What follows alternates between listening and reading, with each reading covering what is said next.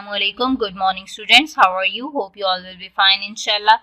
Okay, without wasting our time, let's start our work. Section number 2, History, chapter number 18, Buddhism and Early Kingdoms. Buddhism is one of the main religions of the world, found today mainly in Sri Lanka, Southeast Asia, China and Japan. के Buddhism Buddha परस्ती को कहते हैं, जहाँ पे बुतों की पूजा की जाती है, और ये एक मेन मजहब है, दुनिया का एक बहुत ही मेन मजहब है जो आजकल Sri Lanka, south east Asia, China और जापान में ज़्यादा है. It was found by a prince from northern India named Siddharth Gautam. कि ये कहाँ से स्टार्ट हुआ था? प्रिंस, नॉर्दर्न इंडिया का प्रिंस है जिसका नाम सिद्धार्थ गौतम है. At the age of 29, he left his palace and seeing people poor, ill and dying, he wondered why human beings had to suffer. कि जब उसकी एज 29 ईयर उसकी एज थी, तब उसने अपना पैलेस छोड़ा और उन लोगों को देखने के लिए जो गरीब, बीमार हैं और जो मर रहे थे. उसने वो हैरान था कि लोग क्यों इतनी मेहनत करते हैं, इतना सफर क्यों करते हैं. He left his wife and family and wandered across his kingdom, giving up all worldly goods. कि उसने तमाम चीजें छोड़ दी, अपनी रियासत को, अपने फैमिली को, अपनी वाइफ को, सबको छोड़ के वो इस चीज को तलाश करने के लिए बाहर आया. At last he realized that people suffer because of ignorance and greed. कि तब उसने रियलाइज किया, इस चीज का एहसास हुआ उसको, उसने ये चीज महसूस की कि लोग सफर करते हैं क्योंकि वो ठुकराए जाते हैं या लालच की वजह से वो इतना सफर करते हैं. For the rest of his life he travelled and preached his fourfold noble truths. कि उसने अपने नोबल ट्रूथ्स को की तबलीग स्टार्ट कर दी, सफर शुरू किया और उसने तबलीग, वो प्रीस्ट कहते हैं तबलीग करना. Life is suffering, suffering is caused by grid and ignorance. यानी वो जिस चीज को उसने तलाश किया था, उस चीज की सच्चाई उसने आगे बताई कि वो किस चीज की वजह से लोग इतना सफर करते हैं. Suffering can be overcome by defeating ignorance and by meditation. People must follow the eightfold path. Gautam was called the Buddha, which means the enlightened one. ये गौतम जो है वो बुद्धा कहलाया क्योंकि उसका मतलब था कि एक ऐसी चीज, चमकने वाली चीज, चमकता हुआ सितारा या उभरती हुई कोई चीज. Buddhism believes in the cycle of rebirth. Buddhism किस चीज पे यकीन करना है? कि साइकिल ऑफ रीबर्थ, के वो अगर कोई इंसान मर जाता है तो वो दोबारा जिंदा होता है, वो दोबारा पैदा होता है.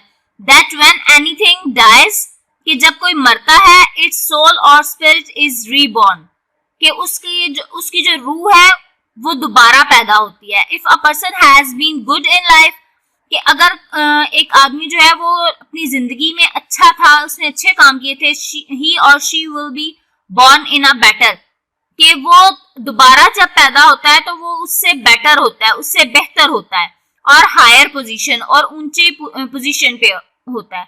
If they have been wicked they will be reborn in a lower state, कि अगर कोई बुरा होता है तो वो दोबारा जब पैदा होता है तो वो अपने स्टेट से, अपने रुतबे से भी नीचे होता है. This is called Karma.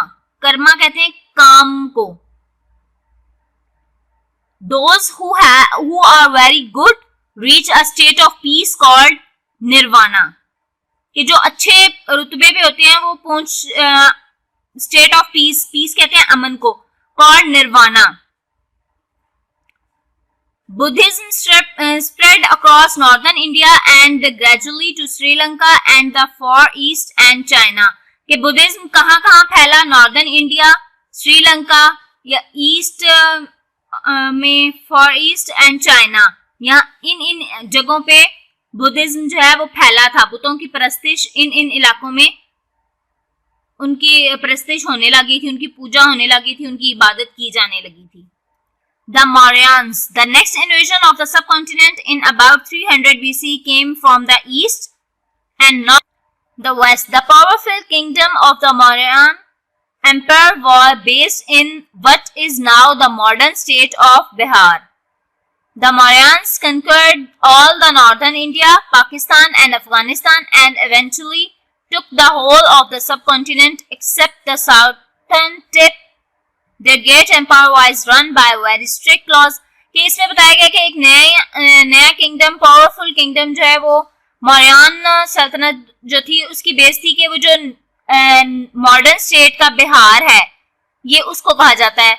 उन्होंने फतह किया था नॉर्दर्न इंडिया, पाकिस्तान, अफगानिस्तान, ये जगह उन्होंने सिवाय साउथर्न टिप के उन्होंने बाकी तमाम इलाके को फतह किया था. और उन्होंने बहुत ही स्ट्रिक्ट लॉज, बहुत ही सख्त कानून बनाए थे. There was police everywhere to make sure the laws were obeyed. कि वहां पे हर तरफ पुलिस होती थी, हर जगह पे पुलिस होती थी इस बात की यकीन दहानी करने के लिए कि कानून जो है वो कानून की पासदारी की जा रही है, कानून को वहां के कानून को ओबे किया जा रहा है. The state owned all the elephants and horses and people had to pay to use them. कि वहां पे ऊंट और हाथी होते थे जिनको लोग यूज करते थे, पे करके तो उनको इस्तेमाल करते थे अपने कामों के लिए. But though it seemed harsh life for most people improved as much schools and colleges were opened, new roads were built and people could live and travel safely. कि लोगों के लिए बहुत मुश्किल हो गई थी जिंदगी, तब फिर इम्प्रूव किया गया, उस सल्तनत को इम्प्रूव किया गया, बहुत से स्कूल कॉलेजेस खोले गए, नई रोड्स बनाई गई ताकि लोगों के लिए सफर करना और रहना जो है वो आसान हो जाए, वो महफूज रहें. Next topic Ashoka. The most important Mauryan emperor and certainly one of the greatest was Ashoka. कि उस सल्तनत का जो मेन अहमियत का हामिल था वो था Ashoka.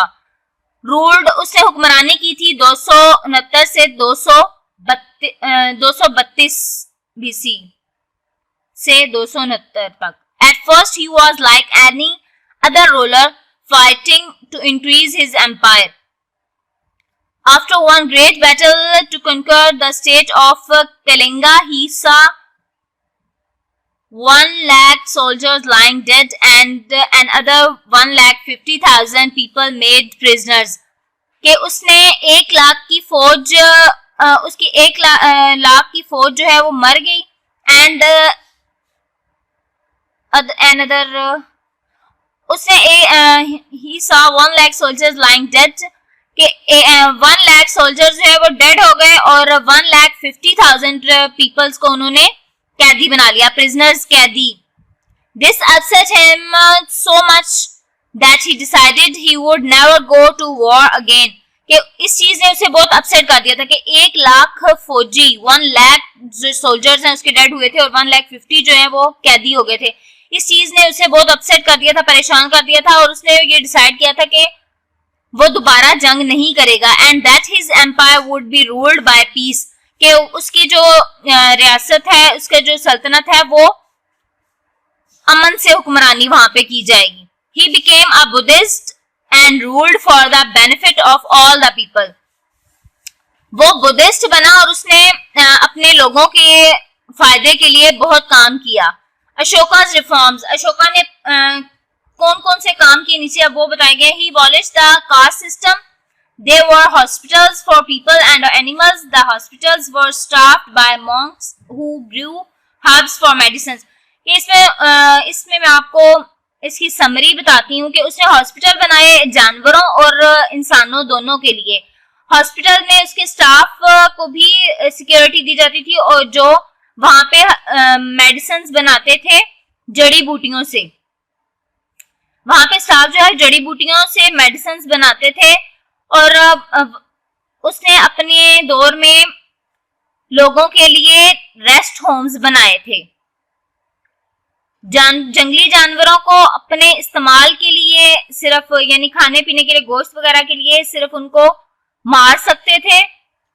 Punishments were made less सर्व. के सजाएं जो है वो बहुत कम कर दी गई थी। तमाम रिलीजन को अच्छे तरीके से ट्रीट किया जाता था, यानी तमाम मज़ाहिब के लोगों को अच्छे तरीके से ट्रीट किया जाता रहा। And to make sure the people knew what the laws were, Ashoka had them carved on huge pillars and rocks. कि इसमें है कि उसने इस चीज की श्योरिटी की कि लोग कानून को जानते हों।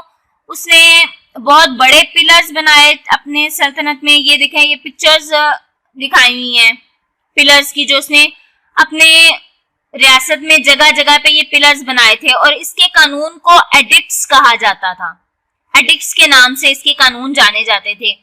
और ऐसा किसी एक ने भी इस तरह अपने सल्तनत में या अपनी रियासत में नहीं किया। The high caste Hindus such as the Brahmins and Kshatriyas did not like their power being taken away. कि जो हाई कास्ट के हिंदूज थे उनको यानी ब्राह्मण और क्षत्रियस, इनको इसकी पावर पसंद नहीं थी। When everyone was supposed to be equal, कि जहाँ पे सबको बराबर के हकूक दिए जाते थे। After Ashoka's death there were 7 weak Mauryan emperors and then the great empire collapsed with the Hindus and their caste system back in power. कि अशोका की मौत के बाद यानी उसकी डेथ के बाद 7 जो कमजोर रियासतें हैं वो सामने आई और बहुत बड़ी एक रियासत बनाई गई। तब हिंदुओं ने और दूसरे कास्ट सिस्टम जो है, यानी जितने कास्ट सिस्टम थे वो दोबारा से पावर में आ गए। नेक्स्ट पेज पे भी ये अशोका के सारे रिफॉर्म्स पिक्चर्स के साथ एक्सप्लेन किए गए हैं। जो हमने पेज नंबर 84 पे उसके रिफॉर्म्स पढ़े हैं, ये पिक्चर्स में उसके रिफॉर्म्स जो हैं वो एक्सप्लेन किए गए हैं।